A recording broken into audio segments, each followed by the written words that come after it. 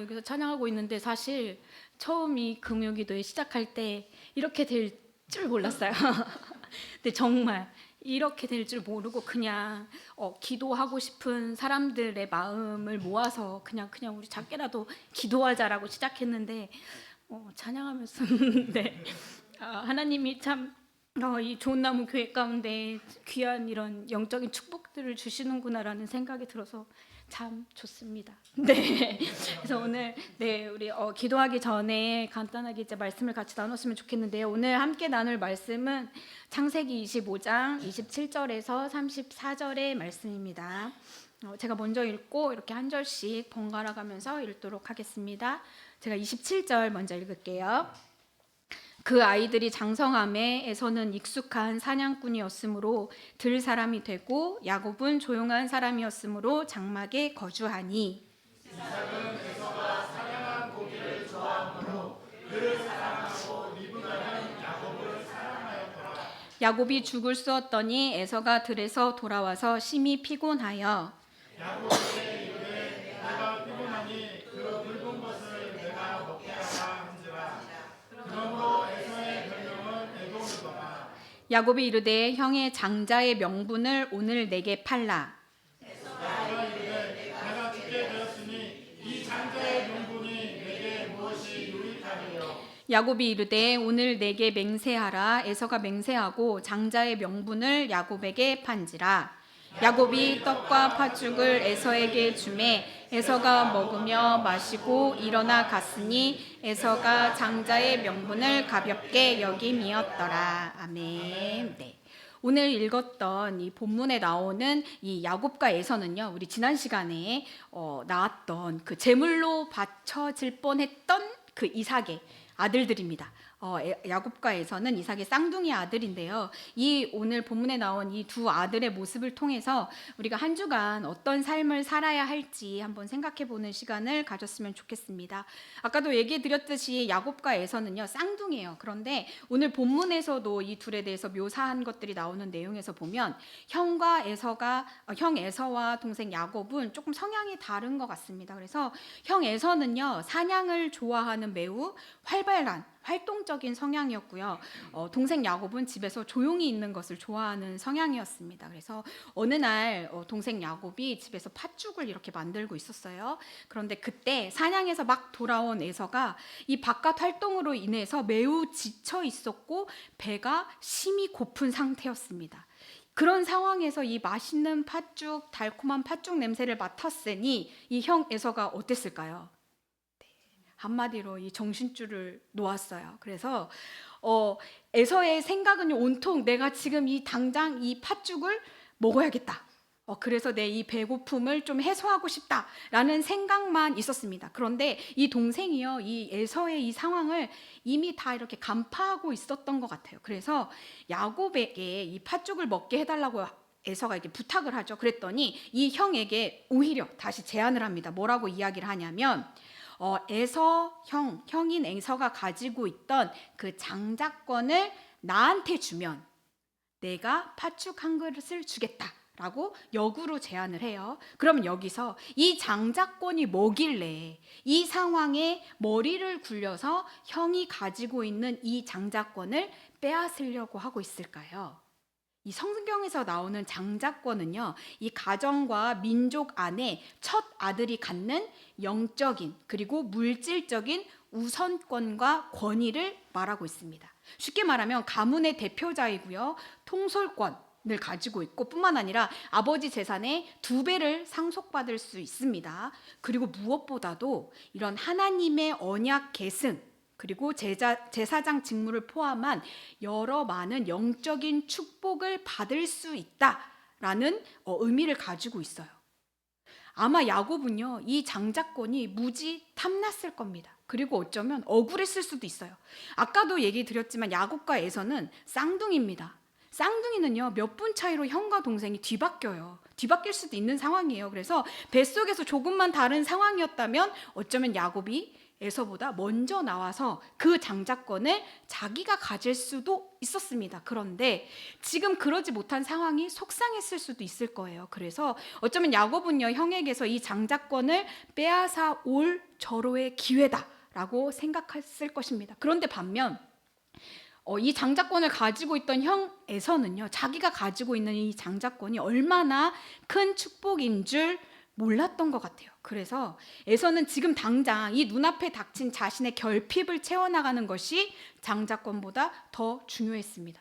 그래서 하나님께서 주신 그 귀한 장자의 명분이 얼마나 귀한 것인지 알지 못하고 성경에 보면 가볍게 여겼다라고 이야기를 하고 있어요. 그래서 결국에서는 팥죽 한 그릇에 이런 귀한 영적인 자신의 장자권을 동생에게 팔게 됩니다.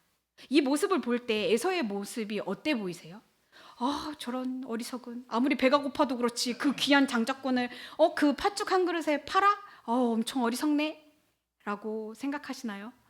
근데 저는 이 에서의 모습을 보면서 제 자신을 되돌아보게 되었습니다. 내 그 일상의 수많은 선택 중에 나는 이런 에서와 같은 어리석은 일들, 이런 선택을 한 적은 없었을까?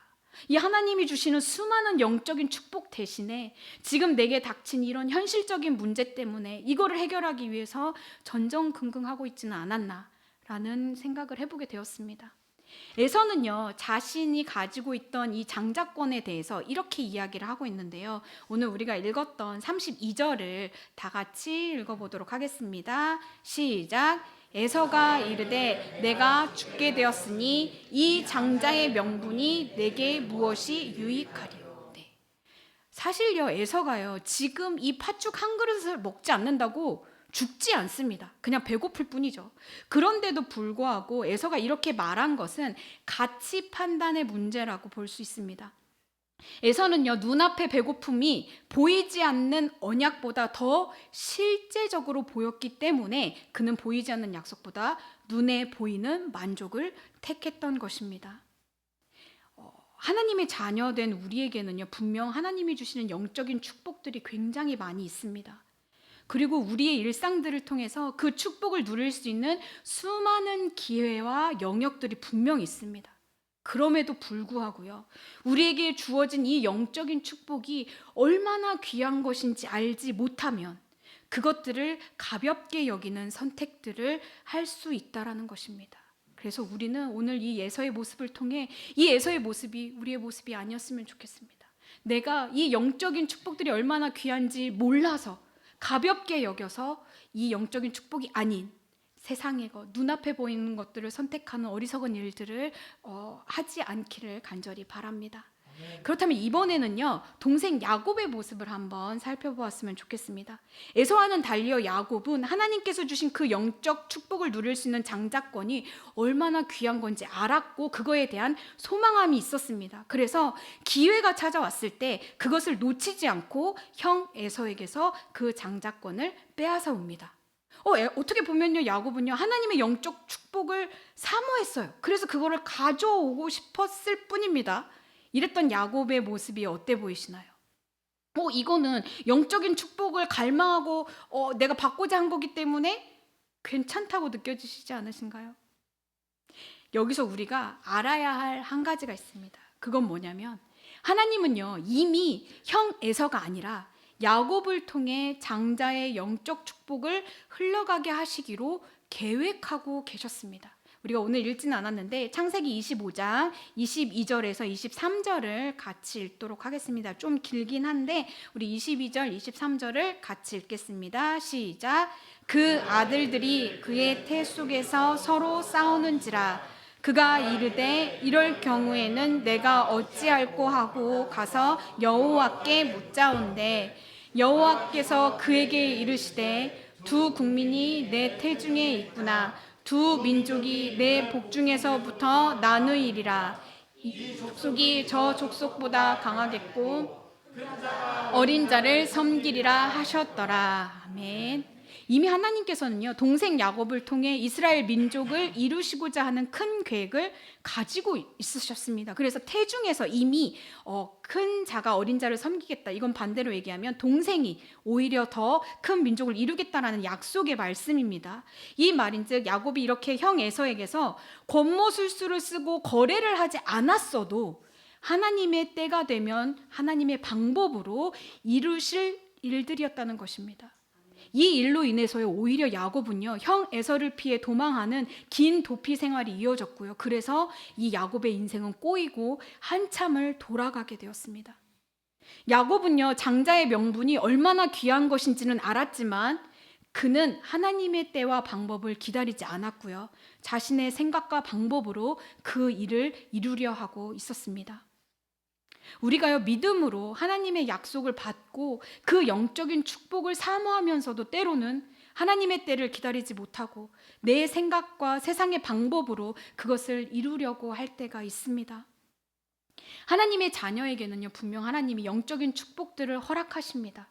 그리고 그것을 가장 좋은 때에 가장 좋은 방법으로 얻게 하시는 분도 분명 하나님이심을 믿으시기 바랍니다.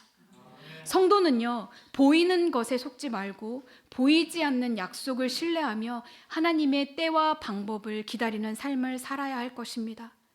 우리는요, 하나님이 주시는 영적인 축복으로 살아가야 합니다. 그리고 그 영적인 축복이 내게 임하기를 원하신다면요, 그렇다면 그 영적 축복을 이루어 주실 하나님의 때와 방법 또한 신뢰함으로 기다려야 할 것입니다. 그래서 그 기다림의 결과로 우리의 삶이 하나님이 주신 것들로, 하나님의 때와 하나님의 방법으로 채워주시는 것들로 가득해지는 그런 축복된 복된 일상이 되어지기를 간절히 바랍니다. 우리가 이 시간 함께 기도했으면 좋겠습니다.